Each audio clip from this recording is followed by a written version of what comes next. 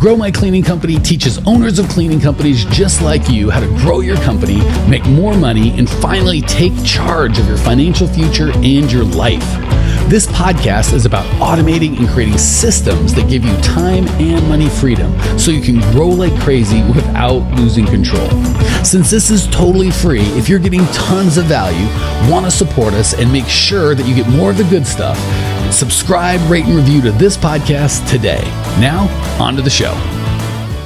Hey, Cleaning Nation. So excited to be here with you today. We have one of my favorite people in Cleaning Nation joining us today. It's Kerri Kedziora, whose name I just learned how to say, hopefully properly, like 18 seconds ago. I know her as Kerri, but not that. This amazing woman started KAP Cleaning, or Cleaners, in January 2017. With no cleaners, just Kerri. So it should have been, for being honest, KAP Cleaner, and then she could have, she's now graduated. Yeah. The Okanagan, British Columbia, Canada area. Holy crap, that's a lot. And I like Kerri so much, I'm gonna make fun of her for being Canadian. It started as a one-woman show, and now they employ more than 20 people. They're still growing. Kerri is one of our next level people, not to mention one of the nicest human beings in the whole wide world. Because she's doing so well, every time I feel like it's enough of me talking and saying, blah, blah, blah. I love having successful clients on, talking about how their life was and how it is and kind of what changed and how they can hopefully help you get some of those same results. So for those of you joining me on video, I am in a hotel room in Phoenix, Arizona. There's a whole story behind that. And my wife would kill me if she knew we had our dirty bed over there, but there it is. That's where we slept. And it's not, so sorry. Don't tell Natalie, I'll get in trouble.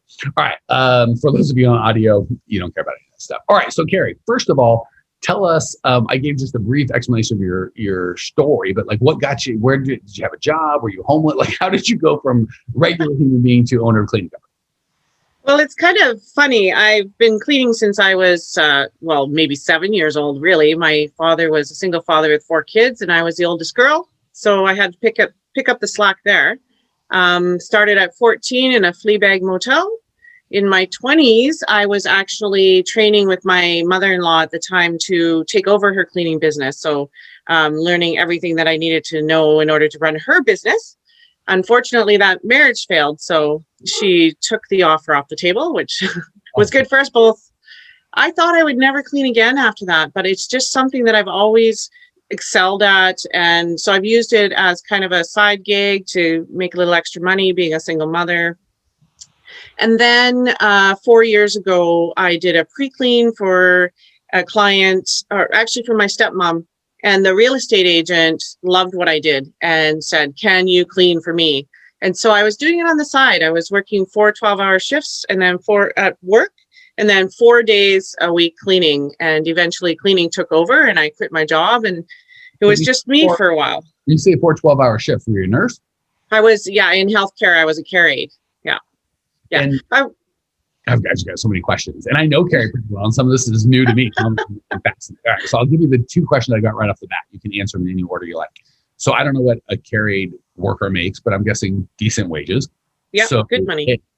What's that? Yeah, good money. That's what I figured. So how do you make the transition from I've got a good job to I'm cleaning toilets, and were you making as much, more, less? And then second, answer that, and then I've got the bigger question I'm dying to ask. But how do you make that transition from, hey, I got a good job making good money, to I'm going to take this other job that was it more money, less money? Talk us through it.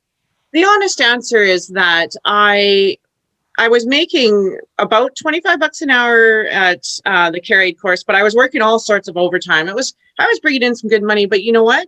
I was treated like crap. I just didn't feel like I was valued or honored. And some things happened in our personal life. We had a tragedy happen in our family, and they wouldn't give me time off work. And I just thought, this cleaning business is taking off. And at least then I could just call my clients and say, hey, we've had a tragedy. I'm going to need a few days here, and not just be a number on somebody's list. And what my goal was to be an employer that treated employees well. So real quick, because I don't want people to miss, you said something really important, and they're going to hear one thing, which is important. I want them to hear both. So so many people in Cleaning Nation, part of the reason I love you guys and gals, is they exactly that. I got treated like garbage in my job, and I wanted to create jobs for other people where people were respected and honored and cared. And I love that. And that's been a big tenet of why we've been successful, is why we always treat our people the same way. And they're always on. So you can ask them and go like, does Mike really nice? And does he yell at you? And sometimes I do. Don't tell them, but they know I love them, and I do love them. And it's an awesome team. So we all get that part. The part I want you not to miss is hear what Kerri just said. I left a really good paying job, right? $25 an hour, lots of overtime. That's $30-40 an hour, like pretty good wages for a less paying job. I wouldn't even do that. I didn't like the job. I like this. I didn't like that. So when it drives me nuts when people are like, I paid people $12 an hour and they all suck. So I figured if I paid $15 an hour, then they'd stop sucking. And then they pay $15 an hour. Like the $15 an hour people suck just the same as the 12 because you didn't offer them something different. So people will work for less money. That's not the goal to pay them less money. It is the goal to enhance their workplace experience. So Kerri will leave her, I don't say cush, but pretty high paying job for what I'm guessing was a lower paying job at the time. Because she's like, I just wanted to feel valued and loved. Had very little to do with money, right? So just take that as an employer to go, do I have to pay more money? And certainly want to pay people fair, maybe even a little better than fair. We kind of teach how to do that in our stuff. But good pay with bad culture is worthless. Good culture with average to not even great pay can change the world. So I just want you guys to get not just the, oh yes, I want to create a job where there's culture, but like that's how, it's not about the money, it's about how it feels. And we all do that, but then we don't understand when other people do the same thing. We think they all want money, even though that's not how we always are. So just want to make sure you got that. All right. When did you make the shift from worker bee to owner? And I don't mean physically hiring people. I mean mentally and maybe you're still in that process. You want 20 employees. So walk us through that. Like, I am Kerri. I bring value to the world by putting my hand in toilets or standing behind a mop. That's it. To I am Kerri. I bring value by creating an organization, by being an entrepreneur. I'm dying to hear this. Oh my goodness, it's so exciting. Okay, so this is why we love Kerri. I actually came to a point, with the COVID issues happening with finding applicants, as you call them. I came to a point in September last year where I was so overwhelmed. I was so frustrated with my employee attraction, with client attraction, that I thought either I have to do something to make this work or I have to quit. And I didn't want to quit. So I had been following you for a year. I decided to respond to one of your emails. And then I got a call from one of your people and we talked, and he believed so much in my future dreams and goals. Hold on, we got to call out. Who's this he? Oh, I was afraid you were going to ask because right now I cannot remember his name. I'm going to put you on the spot. Was it Lou, Sean, Dylan? We have so many. Doesn't matter. But I just wanted to give credit where credit's due. Yeah, I feel silly. He's going to be so upset when he sees this. Oh, he will be. I love him. I'm going to send him an email when we're done and tell him I love him. Don't worry. He'll send you an email going, my name is Steve. I just decided right there to sign up, and it has been go since. Everything is changed. Everything is better. My life is amazing now. And before we go too far, I want to explain that I have reached a freedom where now, as of yesterday, I'm going to be working with women in need, employing women who have left abusive situations. It's just a dream come true to me to serve those women. And it wouldn't have happened if I didn't learn how to increase my profits and find proper employees. My employees' level of competence has increased so much that my clients are willing to pay a higher price, and I'm getting referrals like there's no tomorrow. So I can't believe I'm about to just experience my dream in serving other women. I am just bursting with pride. And you didn't know this. I didn't. So when you say serving other women, are you talking about charitable cleaning, or are you talking about hiring these women on your team? Hiring them and empowering them. I thought that was the case. Hold on. You said something again to Kerri. She just says it. It doesn't even mean anything, but not mean anything, but she didn't see. You missed the genius what you said. I don't want Clean Nation to miss the genius.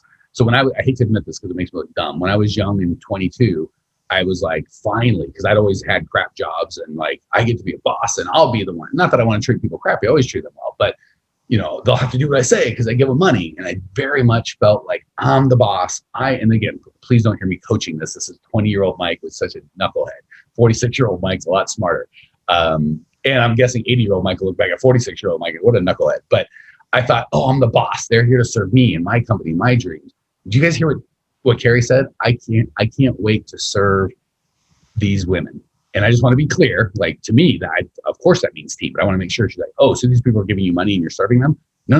Like, we obviously want to serve our clients, but that servant leader position of, they're not here to serve me and make my life better. My life's great. I'm here to serve them and make their life better. It's like, but aren't you the boss? Aren't you in charge? Aren't they there to make you rich? And you're like, yeah, I get financial rewards, sure. But I just love that your heart is, I want to serve these women, even if part of that is paying them and leading them. That is, guys, gals, don't miss that, right? It is. And could you make money? I don't know how to do it. Could you make money yelling at people and being a jerk and like bossing them around? I guess I've seen successful people do that. But holy crap, the price of your life. Like, look at Kerri. Does this look like a woman who's miserable at work? Like, those people on Mondays, I've seen them like, oh, I make a ton of money, but I gotta go back to work. I hate it. I gotta go yell at the employees and keep them in line. Like, Kerri's like, it's Monday. I miss my team. I can't wait to see them. Whose life am I changing? Talk to us, sister. How you feeling? That's so true. Yeah. I am feeling so on top of the world. I feel like I'm finally where I'm supposed to be. I feel like I'm reaching my life's purpose. It's amazing. When my husband and I were just talking yesterday about that one decision I made that has completely changed our lives. He's so proud of me. My family's so proud of me. And I am so proud of what I'm doing. I know that, usually I'm a little more humble, but you know what? I worked really hard to get here. And I'm just sitting there patting myself on the back. I made a good decision, and my life's, and it's only getting better. That's not the only thing I'm doing. We're talking with the Women in Need people to open a daycare for our employees so that they can come to work. Like, we're doing some huge things a year ago I would not have even dreamt I could do. So first of all, I can't wait. You give me goosebumps. I can't wait to just hug you and tell you how amazing you are. I was just sad because Kerri's in, like I said, our next level. We're having one of our, we do 3 events a year. She's in Canada. I was like, I'm so ready to hug you and your husband, and it's not happening. But okay, so I love all of that. Now and by the way, don't miss what she said. I made a decision. Right? I'd like to pat myself on the back, like, oh, our systems and our process are great. And that's what changed Kerri. Couldn't be further from the truth. Kerri making a decision to have the life that she wants and seek out what she needed to make that happen. That was the magic, right? And again, I'm glad that we got to play a part in that, but I'm guessing there's other places, it's not like we're the only thing. So it's not so much a Grow My Cleaning Company thing. I'm honored to play a small part and serve Kerri. It was a Kerri thing going, I got to have this life. I got to whatever. And you reached out, you made a decision. So that, guys, gals, nothing happens till someone makes a decision. Actually, that's not even true. Nothing happens till you make a decision in your life, right? Because if you don't, the world's going to make lots of decisions for you, and you get what you get. When you make your own decision, you get what you want. All right. So, and we're already running on time, but let me just give one last question. There are people listening that are like, oh my gosh, that feels so amazing, right? But Kerri's this magical unicorn, and I can never be that. And that's why I love having you on, because I do see she's an amazing human being, but not as a skill set that no one else has. Like, there's nothing that Kerri has that's like, I couldn't do that, right? She's got skills that I don't have. I have skills that she doesn't have. Neither of that is what makes her successful. So how long has this journey been for you, right? Because I know people are like, oh, it's going to take me 5 years. Since when you made the decision. I know obviously the whole journey, but obviously that you stayed kind of where you were, and then once you made the decision, things really changed. So how long has the journey been? And what can you tell Cleaning Nation that's like, it won't work for me? I'm scared. Like, basically what Kerri pre-decision would be saying, if she watched this podcast, she would have a bunch of lies going, I can't do it. She's smarter than me. I don't have the resources. Like, what did you do different, and why is it that other people can or can't do that, and how long was the journey? There you go. Big fat question. Okay. The thing that I did was I said yes to your course, and I followed everything you said to a T. It took about 4 weeks to pay off the course, which was really cool because I was scared. And it changed my mental thinking in exactly the same time. I started realizing that this was a real thing. This was really happening to me in about 6 weeks. It's been 6 months, and I have a whole new life. It's just the only thing that I can say that I regret is that I didn't do it right when I first started watching you. I think I wasn't ready then, so I'm okay with that. Yeah. But my life is so different after 6 months. I can't even imagine what it's going to be like in a year. I'm so excited. So give us Did I answer your questions? You did. The one thing I want to give is, because again, I don't want the takeaway to be like, oh, this is a big sales pitch for Mike's course. No. I love what Kerri said, which is, I wish I would have done it earlier, but I wasn't ready. Couldn't agree more. All of you guys and gals listening who aren't ready to decide and go all in, we're not for you. We can't help you. This isn't for everybody. So for whoever's not in, but if you're like, I got to have a life. Today's the day. I'm going to make a decision. Reach out. We'd love to help you. That said, for those people that are like, today's not the day. I don't like Mike. I'm not ready. Whatever. Fine. What are the top 3 specific things that you did within the course? Like, what was the big thing for you that were game changers? So hopefully they can get value whether we work together or not. The very first thing I did was change my process of hiring and stop just taking anybody that came to the door. You know, I used the stuff I learned from you to the people that I attract now are amazing people. Like, we sit there and go, another amazing resume, another amazing interview. So I started with employee attraction. And once I learned how to do that well, because I'm actually very introverted and shy, then I started to work on client attraction. I started to make rules for my clients. I didn't let clients talk me down or act like I wasn't worth what the quote or the bid is. I learned how to stand in my place and own it. And then I started just going forward. I mean, there are scary moments where you think, oh, this is a big decision. Make the decision, take a step forward, and everything works out. Like, everything just works out as long as you're always walking forward. And hopefully I want you guys to hear it, because again, I like to give as much tactical, like do this and this as possible. And I know this might feel light on that, but please don't miss the point. What I hear Kerri saying, and again, this may be not what she heard, this is what I heard, and you can tell me if you would agree or disagree, and then we got to call it, is she said, I started changing my hiring process. And again, I remember walking Kerri through this. It was so fun to watch her make this transition. The reality was she didn't start with her hiring process. She started with how she perceived her value as an employer, what she would tolerate as an employee. And once she changed how she perceived the process, then the tools, and here's how to do a group interview and a one-on-one interview, and here's the questions to ask, and here's how to write the ad. All that stuff made sense once Kerri was like, wait a second, this is what I'm offering the world. It's not $12 for every hour you put your hand into it, or 14 or whatever the wages are in her area. It is a community. So she changed how she perceived what she was doing, and then all the tactical work. Same with the client attraction. I love that she's like, I made rules for my clients. I went from, if you wave money at me, I guess I'm your slave. Whatever you need, you wave money. You can talk to me the way you want to talk to me. You are in charge of my life because you have money that I want. To no. We create results for people, and only certain people, and everyone's not qualified. Oh, you have money? That's cute. Everyone has money. If you'd like to work with me, here's what that's going to look like. And it's cool. It's not like your customers got mad and it was confrontational. It sounds like you upgraded with the employees. They're like, oh my gosh, you started attracting amazing people. And it had nothing to do with what you pay. I don't know if you pay more, same, less, but I'm guessing it's generally the same as before. Less. And trust me, I promise you, Kerri's paying fair wages. So this isn't she was falling into trouble. I get crappy people at fair wages. So if I pay better than fair wages, I'll get better than fair people. That wasn't the case. So she went back to fair wages. She's got amazing people. That had everything to do with her, right? There's some tactics in there, but it had everything to do with her beliefs. And the same with the clients. You start making rules. You look at Kerri and go, oh, she's amazing. I'd love to have her as a client. We love having her as a client. You know why? We're not cheap. We're super selective about who we take. And that's that. So that would be my thing, is first and foremost, understand you got to change how you look at client attraction, employee attraction. Then all the systems and processes are going to work. And it all starts with a decision. So guys, gals, if today is your day and you're like, I am deciding to make this happen, just go to growmycleaningcompany.com. There's nothing for sale there, but there's all sorts of resources, just cool stuff that will help you. Reach out and let us know how we can help you. Reach out to Kerri if you see her in the Facebook group. Facebook group, tell her what an amazing human being she is, an inspiration. She's inspiring me, so I know she's inspiring hundreds of you guys out there. All right, Cleaning Nation, you are amazing human beings. We love you. We'll see you next week. Goodbye. Thanks for tuning in to today's show. If you're fired up, ready to grow, and want to see if you have what it takes to work with us at Grow My Cleaning Company, here's what I want you to do right now. Go to growmycleaningcompany.com/talk. That's growmycleaningcompany.com/talk to book an appointment to speak with me personally. I'm going to jump on the phone with you to get you crystal clear on where you are now, where you want to be, and how to get you there.